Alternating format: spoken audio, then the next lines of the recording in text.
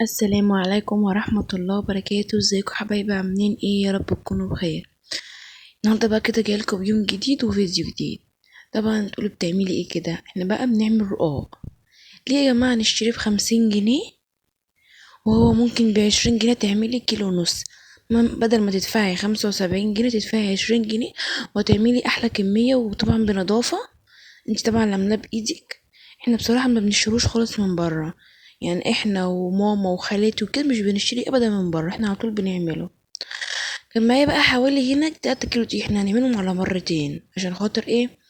آم، الطبق مش هيكفي، فاهمين؟ هنحط بقى شوية ملح ونقلب كده، يعني حوالي ايه، معلقة ونص ملح صغيرة بتاعت الشاي.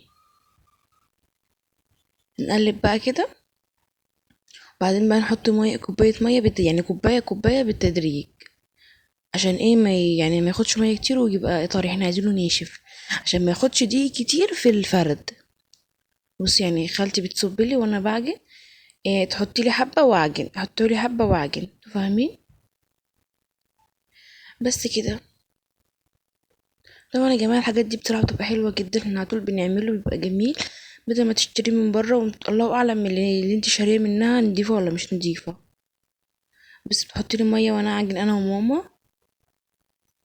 زي ما انتوا شايفين كده. طبعا لايك وشير وكومنت حلو للفيديو النهارده. طبعا متنسيش الاشتراك في القناه وتفعيل الجرس عشان يوصلكوا كل جديد مني.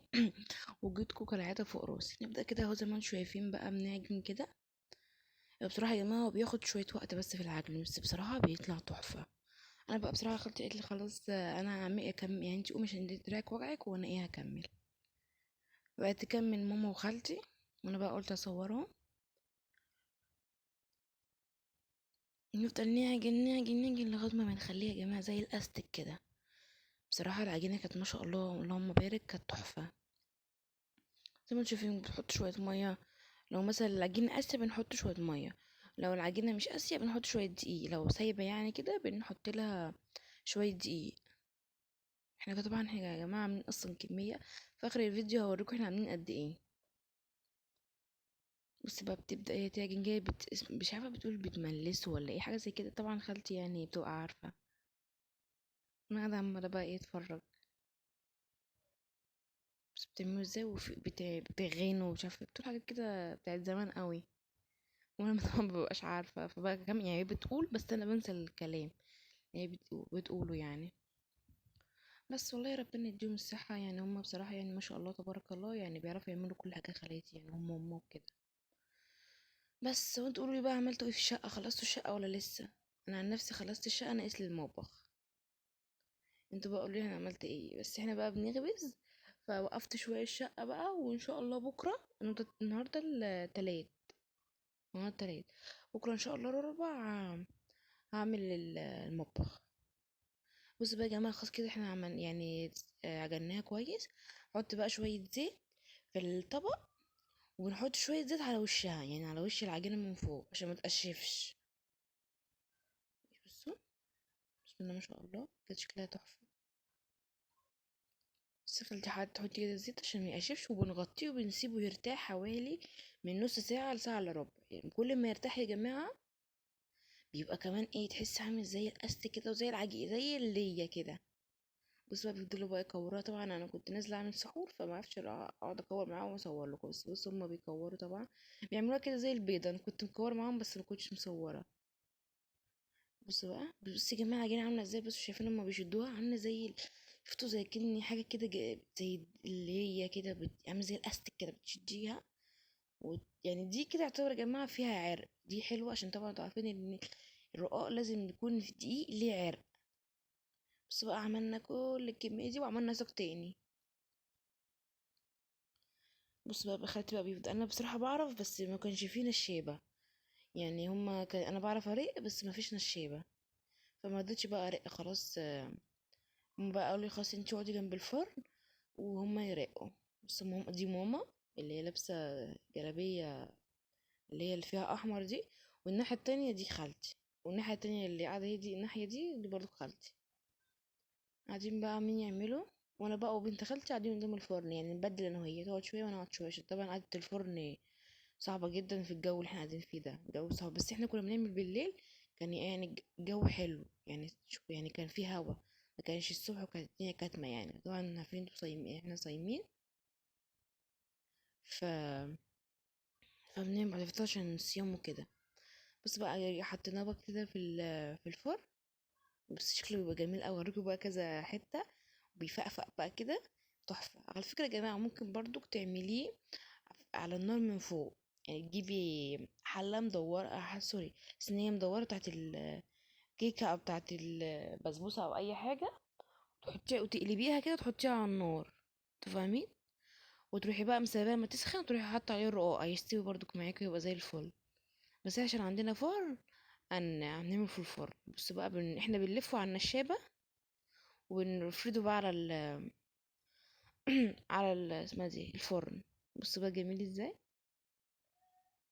بسم الله ما شاء الله، بصراحة طلع تحفة.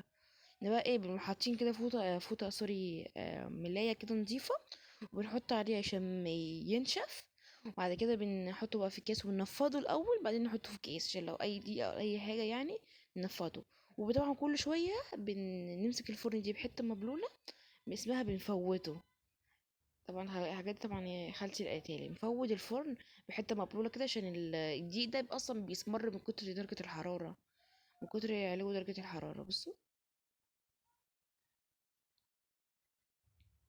ما شاء الله كان شكله تحفة. بصوا بقى اوريك، بصوا بقى يا جماعة، ولا في ولا معضعض ولا ناشف، وتحفة وبيتكسر في ثانية. ده هو اصلا من غير حاجة والله العظيم يا جماعة، واحنا شايلينه كان بيتكسر من كتر ما هو خفيف ورقيق. بصوا خالتي بتقول ايه، خالتي بتقول لنا ده هو بيضحك.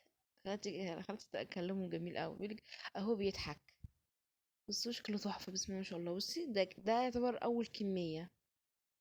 بصوا بقى اهو، هوريكم اهو بقى هو بيفقلل وبتحفة. انا طبعا كبرت لكم الكاميرا عشان تشوفوا. بصوا بصوا جميل. طبعا كل سنه وانتم طيبين، وعود عليكم بالايام.